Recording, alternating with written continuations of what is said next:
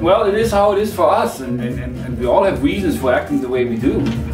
How it is for you, of course, is different, and nobody knows how it is for you unless you share that. Until you share that, nobody knows.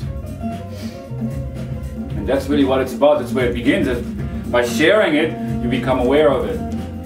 And as I've been doing this a lot here on YouTube, if you see any of my videos before, you know exactly how that is for me and how I've been, again, that's how I share myself.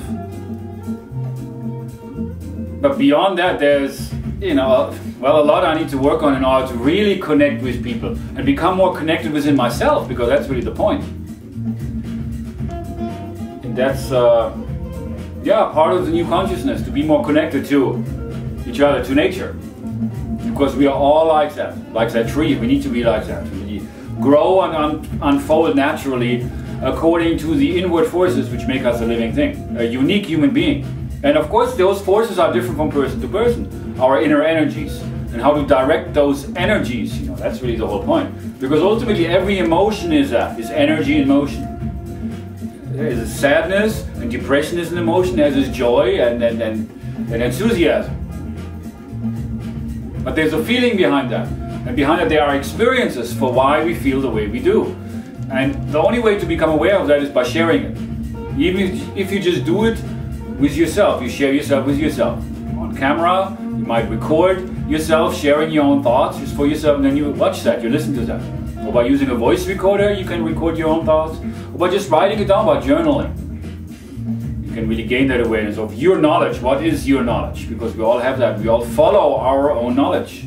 Definitely. So anyway, on that note, I'm just rambling on here about this stuff again. But yeah, what does that really mean in practical terms? And I've been sharing myself here, talking about my knowledge for years, basically, on YouTube. For years and years and years. It's really time to actualize, which is really the point. Not just to know something, but to do something with that awareness. Because I speak from experience. All of these things that I'm presenting here, these ideas, I've gained that awareness from my own experiences.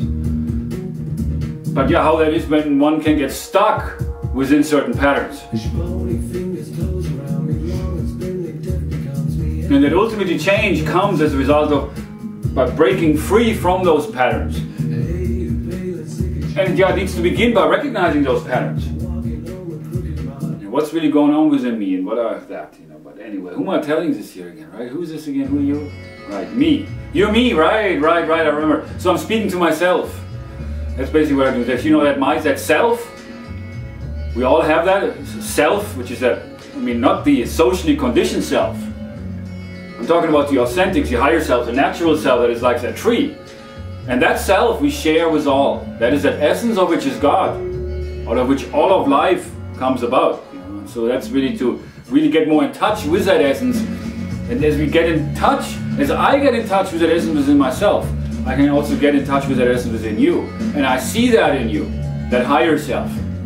That's why Namaste, basically, that's what that means. And I honor that higher self in you as I see that.